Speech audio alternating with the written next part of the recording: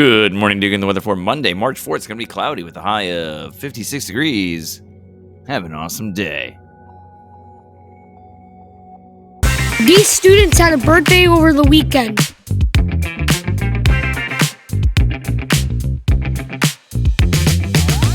These students have a birthday today.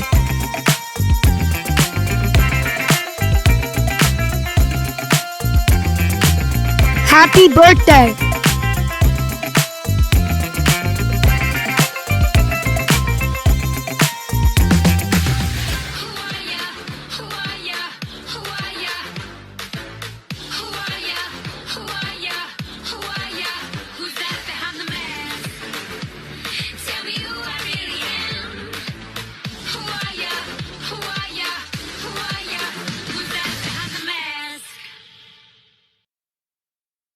Good morning, boys and girls. Today I'm going to read Thelma the Unicorn by Aaron Blabby. Thelma felt a little sad. In fact, she felt forlorn. You see, she wished with all her heart to be a unicorn. Her best friend's name was Otis. He liked her quite a lot. He said, "You're perfect as you are." But Thelma said, "I'm not." And that was when she saw it, a carrot on the ground. It gave her such a great idea. She squealed and jumped around. She took that simple carrot. She tied it to her nose. "I'll say that I'm a unicorn. It might just work. Who knows?" Well, as she did, a truck drove by. The driver rubbed his eyes. "Good grief, is that a unicorn?" he shrieked in great surprise. As Thelma watched the swerving truck, it very nearly hit her. Would you believe that truck was filled with nice pink paint and glitter? Oh, Thelma looked amazing. She was a unicorn. "I'm special now," she cried out loud. And so a star was born. All across the whole wide world, her fans would cheer her name.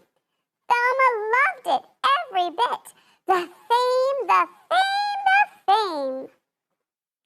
Thelma was a superstar. Her dreams had all come true. But soon she found that so much fame was kind of tricky too. You see, her fans were mad for her. They'd scream and cry and laugh. They'd chase her everywhere she went to get her autograph. In fact, they'd chase her all day long. It never, ever stopped. They chased her while she exercised. They chased her while she shopped. "Please don't chase me anymore," she asked the screaming crowd. "We'll chase you all we want," they said. "We're fans, so it's allowed." And some were not her fans at all. No, some were really mean. And some just did the meanest things she'd ever really seen. So one dark night, she felt quite sad, this famous little pony.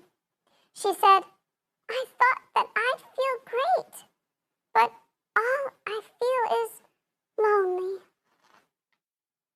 And so with that, she changed her mind, this lonely unicorn. She cleaned off all her sparkles and she ditched her magic horn. And then she walked right past the crowd. They didn't even notice. She thought how nice that it would be to see her lovely Otis. And when he asked her about her trip beneath their favorite tree, she simply said, "Oh, it was fun, but I'd rather just be me." Can you guess who I am? I love to sing. I'm learning 2 languages, Italian and French. My favorite color is teal.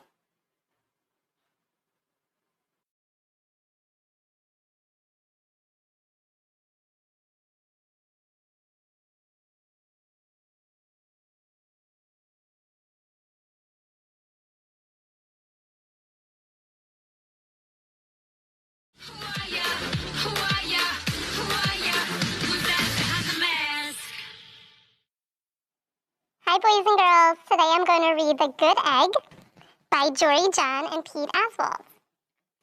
The Good Egg by Jory John and Pete Oswald. Oh, hello.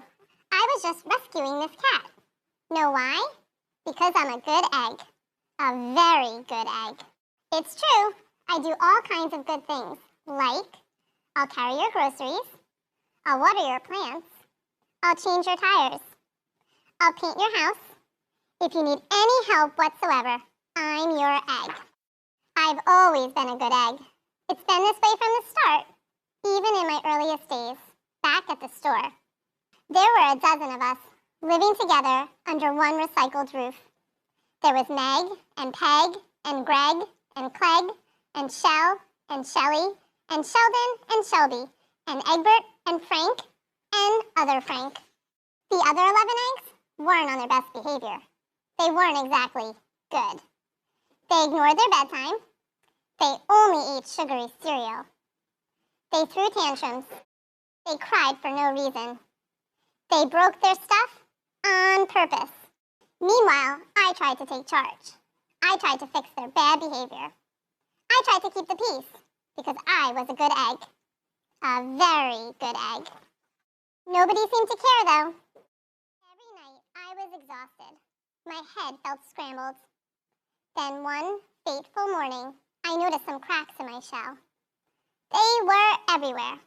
My doctor said it was from all the pressure I was putting on myself. The pressure of making sure everybody was as good as me.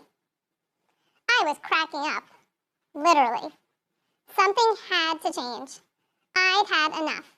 I told Meg, and Peg, and Greg, and Clegg, and Shell, and Shelly, and Sheldon, and Shelby, and Egbert, and Frank, and other Frank that I was leaving.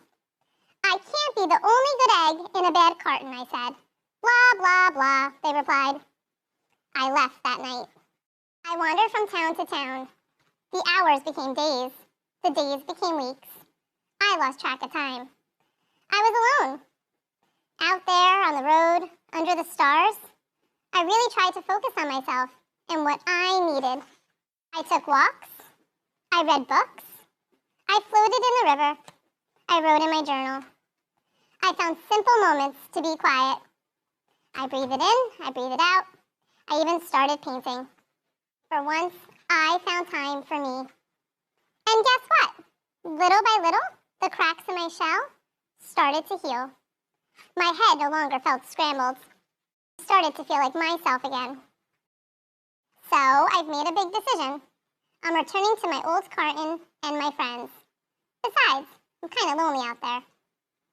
This time, I know what I need to do. I'll try not to worry so much. I'll be good to my fellow eggs while also being good to myself. Here we go. Everybody missed me. I missed them too. Hello, Meg. Howdy, Peg. Hey, Greg. Greetings, Clegg.